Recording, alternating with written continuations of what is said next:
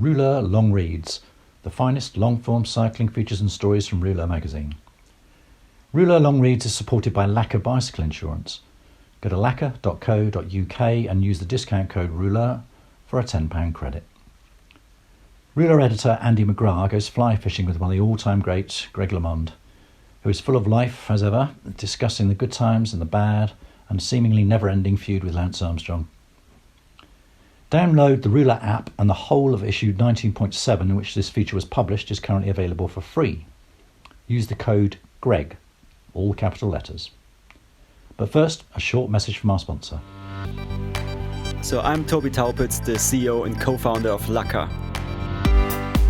We've been going for over 2 years by now, and we can confidently say that we are 25% cheaper than our competitors. So you save money with Lacquer whilst getting a unique and much better experience. One thing we're really proud of is that we're doing all claims in-house. So when you file a claim with us, it doesn't go to a third-party administrator in the middle of nowhere. It sits with us, with our claims handlers, who are no insurance people, but are actual bike mechanics. Fairly unique, we believe, and that really gives us a unique take on the customer experience. Greg LeMond, On the Line. Written by Andy McGrath, published in Rouleur issue 19.7. Read by George Oliver. Oakley's on, Greg LeMond is flying downhill. He whips smoothly through a pair of chicanes, energy returning to his jet-lagged body. It's a familiar sight, but don't call it a comeback. He's had enough of those. On this midweek afternoon, it's a pleasant hour-long pedal to a meet and greet. He's in the Franco-Swiss borderlands with his friend and former mechanic Patrick Chastanier as the ambassador of his Châtel-Chablis LeMond Sportif. This is the latest on a whistle-stop July tour of Europe for Greg and his wife Kathy. They've seen old friends at the Grand Départ in Belgium and will go on to attend the Yellow Jersey centenary celebrations the following week in Pau. Arriving at a car showroom, a partner of that weekend's ride sportive, the gathering inside underlines the breadth of his appeal. Aside from the employees, there are two founders of the Greg LeMond fan club, a Belgian and a Frenchman, and a Canadian family from Toronto, all in homemade ZTs. A Swiss former professional footballer approaches. He admits he knows nothing about cycling, but asks whether I can take a photo of him with LeMond. Then there's the supporter who drove 1,000 kilometres from Normandy, leaving at 3 a.m. He has several lycra and wool jerseys slung over his shoulder, a snapshot of his hero's career. A Renault Elf one, ADR, a rainbow jersey, a yellow one. Asked the obvious question, why pick LeMond when you had Hinault? He explains his parents got him a Renault Elf jersey for the Badger, but he liked LeMond's long hair like his own and supported him ever since. The man of the moment signs photos, jokes around, chats warmly. LeMond has always had trouble saying no to people. Ask for 2 minutes, he'll give you 20. He's a talker, Kathy says. 2 hours after their arrival, the snack trestle table long since decimated, they're still there, shooting the breeze. I don't know what we're doing now, Kathy says. It can't be the first time she's expressed that sentiment. They strike me as big kids, still excited by life, in spite of all the obstacles encountered in theirs. It would have been especially easy for LeMond to lose his humanity and curiosity on the way up amid the success. The highlights, 3 Tour de France, 3 world titles, and finishing in the top 7 of all 5 monuments. The adulation, the money, the pressure and the demands. And it might have been even easier to lose it in the rocky patches he has experienced afterwards. His cycle of success, adversity and comeback is a trope through his life. Doing it the hard way is the Greg LeMond way. The next morning, his fog of jet lag is clearing after a few coffees, and his eyes, as blue as nearby Lake Leman, are opening after an allergy flare-up that left them looking like he'd been 12 rounds with Mike Tyson. I'm like an antique, LeMond says, reflecting on the previous day's meet and greet. I kind of go, what's the big deal? But it's neat to see people that were 15 years old, in my heyday, and are passionate about cycling. You wouldn't know, but those personal interactions take a lot out of him. I'm probably more of an introvert, but an extrovert around people at times. I love meeting them. So I look at being president or a politician. No way in hell. The energy that it takes, I mean, you've almost got to be false. I can't, that's why I can't go in automated bullshit mode when you're just saying one-liners and repeating them. It just seems inauthentic to me. I may be too brutally honest, he adds, laughing. I say too much. That's just me. I can't change. He pauses and amends that view. I've changed a little bit. You have to change as you get older because people tend to take advantage or manipulate. He inhales deeply. Business. Some of the stuff with Trek in the past. I probably voiced my opinion too much, but they end up using it against me too. If Lance is clean, it is the greatest comeback in the history of sport. If he isn't, it would be the greatest fraud. Tick, tick, tick, tick, tick, tick, tick, tick. 8 seconds. No prizes for those who recognise that as the margin of victory for Greg LeMond over Hinault and Fignon in 1989. Call it what you like. His most famous triumph, the closest Tour de France in history, the greatest bike race ever. That's also how long it took for Greg LeMond to make the innocent comments in July 2001, motivated by hearing that Lance Armstrong was working with Dr. Michele Ferrari, that would wreak havoc on his life. After a similarly miraculous comeback from adversity, the Texan was on his way to a third Tour win, equalling LeMond's own mark. LeMond knew Armstrong was cheating. He had been told so by a mechanic confidant. He had courage of conviction, but no irrefutable proof. It was brave, foolhardy even, to raise his head above the parapet 11 years before the USADA decision came out. In Lanceland, you're either for him or against him, friend or foe. Armstrong saw the couch statement as a broadside and demanded a retraction. It was the beginning of a messy quarrel between America's two most influential racing cyclists. At this point, both men were affiliated to Trek bicycles. Armstrong was sponsored by them. LeMond was licensing his name for production and sale of a line of bikes. Armstrong stoked the fire, later implying LeMond doped to win his second Tour in 1989 and threw his weight around in the industry to discredit him. Many came to denounce American cycling's elder statesman as bitter, whiny, deluded. All that stuff adds up. It gets you down, LeMond tells me. What you realise in politics, you can try to destroy people by one-liners, lock her up type stuff. He's sour, he's jealous and all that. People take that first impression and start building that as the truth. He felt gradually marginalised by a concerted campaign of misinformation and propaganda against him. It was a dark period in LeMond's personal life too. The Nevadan was deep in a period of drinking and depression for which he went into therapy. That winter he had revealed to Kathy the secret of childhood sexual abuse by a family friend he had concealed from everyone for 35 years. After a rocky patch, 2008 saw an official end to his 13-year agreement with Trek. LeMond claimed that they hadn't properly supported his brand. Trek felt that LeMond hurt theirs by publicly disparaging Armstrong, who they endorsed. He served a complaint against them for breach of contract and they countersued. A protracted legal battle ended in settlement 2 years later. It drained me, wiped me out. It was very difficult to be threatened with the ruin of your business life by just saying a couple of innocent comments. But when you get with predators and people whose only goal in life is money, that's what happens, LeMond says. I spent so much time defending myself and millions in legal fees where I could have been building something instead of trying to preserve. So I'd never recommend anybody get into litigation. Try to settle right away. It's a brain drain. But for me, the truth is it was very difficult to build and save a business when you're already branded as bad for a business. Whether it was Bernard Hinault accidentally shooting him in the eye on a US hunting trip, his brother-in-law famously and accidentally in 1987, or the likes of Armstrong and Trek Bicycles management, a lot of people have taken shots at Greg LeMond. I'm a target, he says. And often he fires back with interest, sticking to his guns and often too open for his own good.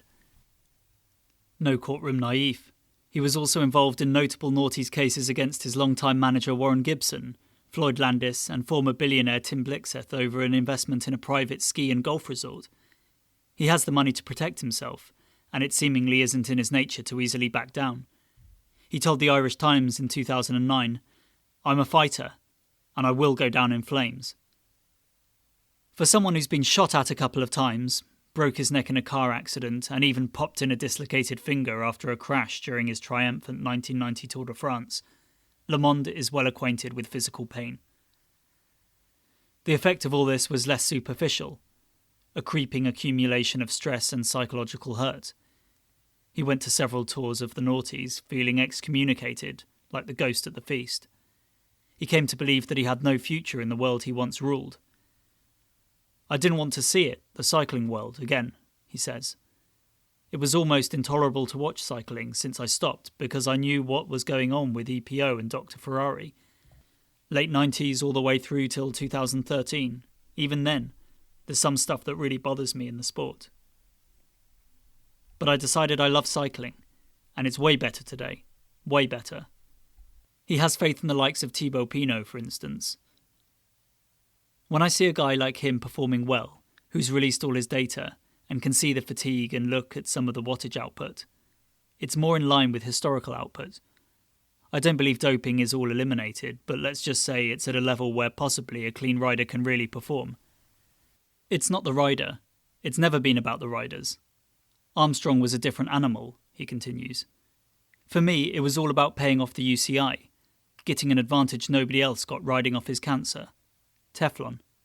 You got Pantani being treated like a criminal, riders who were caught losing everything. But he made money off of it. People like Armstrong need to be outed and pay the consequences. It was justice, he says of the Texan getting caught. Not for me, just for the sport. He could say all he wants, that everybody else was doing it, but you know what? Not everybody was bribing the UCI, LeMond says, referring to a $100,000 payment Armstrong made to the governing body in 2001. And I still don't believe it was just doping, because I know his VO2 max, 78 millilitres of oxygen. Other sources put it at 82 and 84. Somehow he made up 30% performance. I don't know of any drug that makes up that much. Someday that'll come out, whatever that is. But it still comes down to not even Armstrong. It comes down to the UCI, the governing body. If you're corrupt at the top, you corrupt the sport. In a scathing 2012 open letter, LeMond called on the then-President Pat McQuaid to resign as the epitome of the word corruption. He even briefly put himself forward as an interim head. So it's always up to the leaders there, and the Tour de France. They have the responsibility too. They could truly control the sport if they want. They can do their own drug test. Ultimately, LeMond emerged vindicated and re-established as America's only Tour winner following Armstrong and Floyd Landis's removal from the record books. He points out that was never his objective and that more would be better for their sport. I definitely earned my tours, he adds with a sigh. I did not cheat. I didn't dope. I'm proud of that. And I think I beat two of the really great cyclists of my era, Hinault and Fignon. There was a sense of déjà vu when LeMond landed in Geneva this summer. 41 years ago, his teenage self arrived there with friend and fellow racer Kent Gordis. His first time in Europe made a lasting impression. He cycled up the Jouplan to watch the Tour, which hardened his resolve to race it one day. He won, and kept on winning around Switzerland and Belgium. I never had this idea that anybody was better than me, he says. That was a huge advantage. Americans had this belief that Eddie Merckx was like a god and we couldn't compete. And I'm kind of going, well, I'm beating most of these riders in Europe. That's when I decided, why can't I shoot for the Tour? That's really what drove me. I set some goals out. I found that was really important for me. I was goal-orientated, but had a sensible logic to it. The famous list he jotted down in October 1978 reads: 1. 1979. Win Junior World Championship Road Race. 2. 1980. Win Olympic Road Race. 3. By age 22, win Pro World Champ Road Race. 4. By age 25, win Tour de France. He got 3 out of the 4. One was void, missing out the 1980 Moscow Olympics due to the American boycott. Within a few years, he went from being the adolescent who mowed lawns to save for a bike, to being the best in the world. Me and my dad got so into it, we were every weekend racing in Northern California. But it was the most exciting part of my career because I had a really good sense of tactics, and I was very talented physically, he says. Cycling allowed him to change himself. It was a way for this ADHD-affected kid to channel his energy, a boost for his self-esteem after getting in trouble at school. His 5th grade teacher later told him, "I thought you'd end up in prison." The other transformative influence is his wife, Kathy Morris. Within a year of their first date at the 1979 Red Zinger Classic, they were married. "I was blessed with meeting Kathy. I'm certain I would never have had the career I had without her," he says.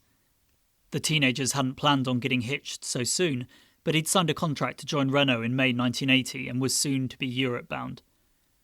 Racing in France that summer was certainly no honeymoon. They turned up in Paris to an empty apartment and a big mattress with a hole in it, eaten out by rats, LeMond says. "It was so horrible.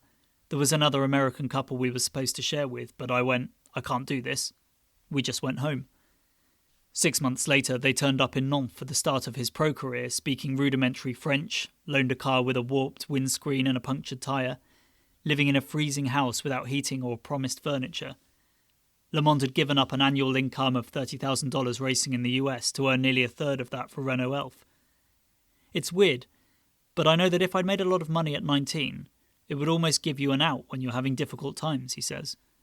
"As hard as it was, it ends up being part of your memories." His path to success was carefully guided by Cyril Guimard at France's foremost team, alongside Bernard Hinault and Hinault and Fignon. By the time he debuted at the Tour in 1984 with 3rd place, LeMond already had a senior rainbow jersey and podium finishes at the Tour of Lombardie and Liège-Bastogne-Liège to his name. And yet, there was chagrin from some quarters during his heyday that he failed to win a classic. LeMond is no real world champion. He only rides well in the Tour, and there is nothing difficult about that, Eddie Merckx once said.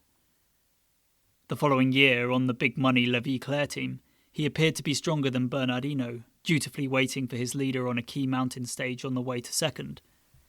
1986 was the inevitable dam burst of talent, desire, and what he deserved. 5-time winner Hinault, a big brother figure to the American, had promised to help him while racing in a questionably aggressive way. LeMond was naive, but still got the better of him. "From a pure sporting point, my best performance for sure was 86. I was significantly stronger than Hinault and never had one bad day," he says. This blonde-haired All-American champion was quite literally a fresh breeze blowing through a fusty conventional sport. After all, against the received wisdom of the time, he liked having air conditioning in his hotel rooms. He had a Mexican in a cowboy hat waiting for him at the finish, soigneur assistant Otto Jacom. He was questioning of new coaching methods and curious of technological gains, an early adopter of bike computers, tri-bars, wind tunnel work and SRM. He even smashed the salary glass ceiling in the sport, well aware of his value to a sponsor. "I was shocked when I found out Hinault was making $125,000. He's the most popular guy in France. And you had American baseball players making $3 million a year. You have a very limited career, so you'd better make money while you're racing because it could be over in 3 years. Or even quicker, in the pulling of a trigger." Bang! The noise was so loud that LeMond thought his own rifle had gone off. He shows us the fingernail that still grows out ragged after being shattered by a pellet. He looked down and it was bleeding, the first sign he had been shot. His brother-in-law, Patrick Blades, ran over in disbelief, suicidal at what he had done. LeMond had to calm him and his uncle down and get them to call for help.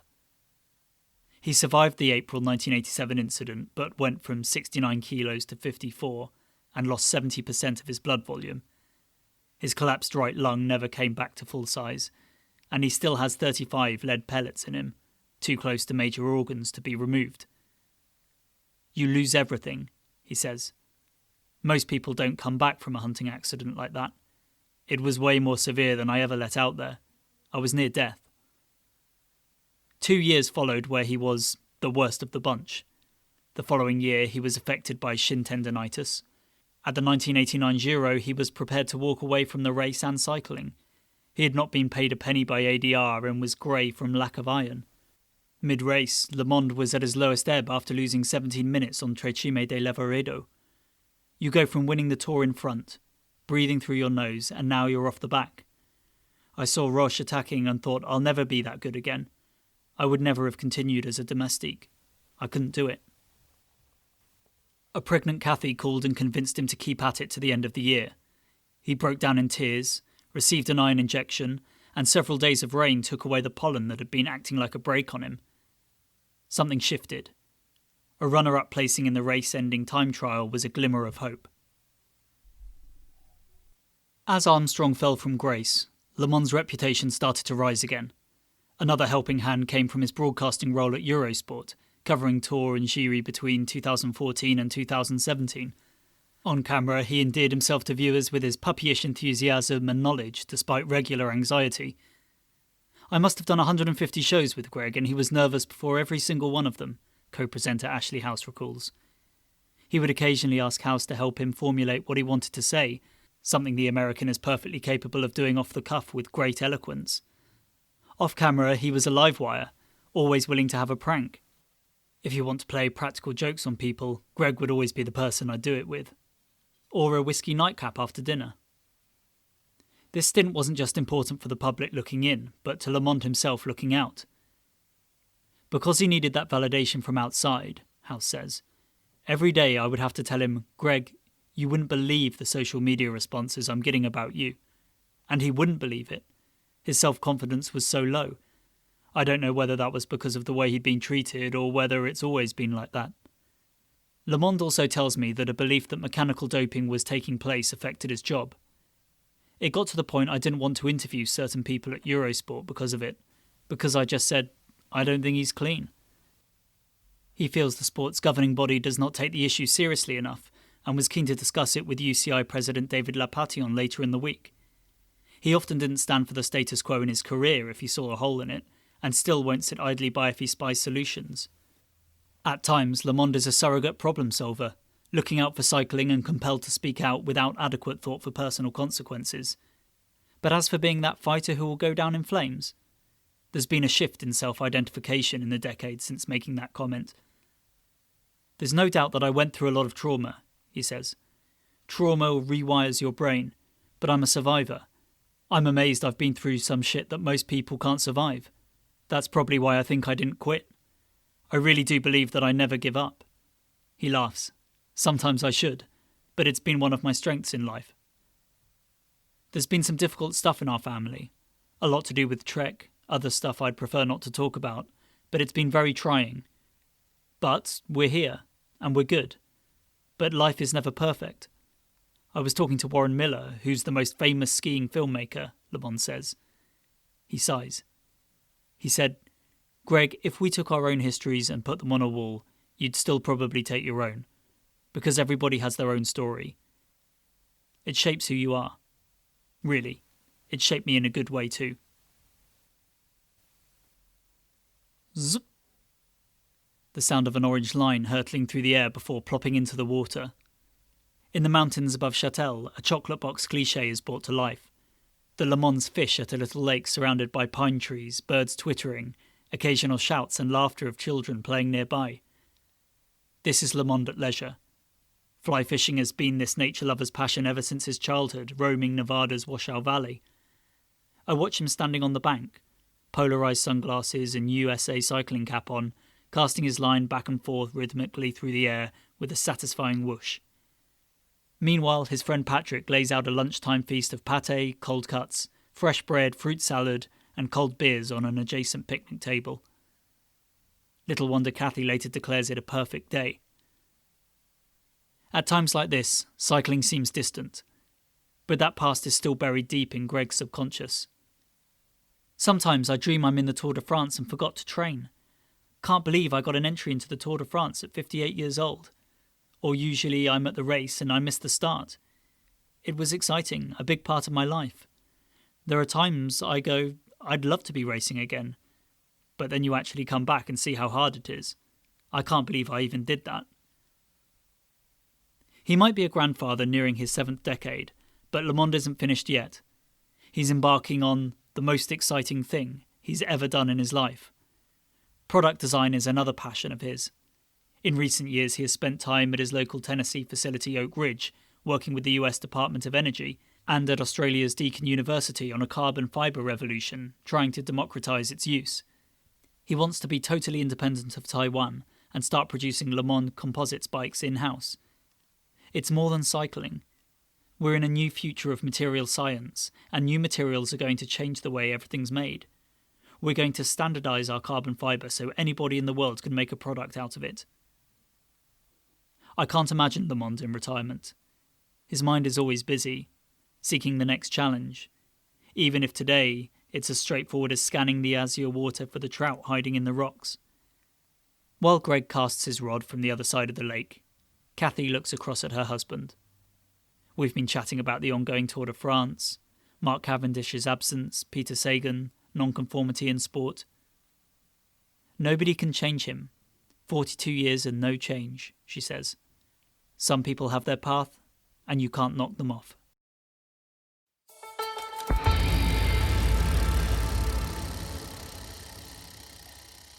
You've been listening to Greg LeMond by Andy McGrath from Rouleur issue 19.7. It's Father's Day in the UK this Sunday, so treat your dear old dad to a Rouleur subscription at rouleur.cc from just £7 a month.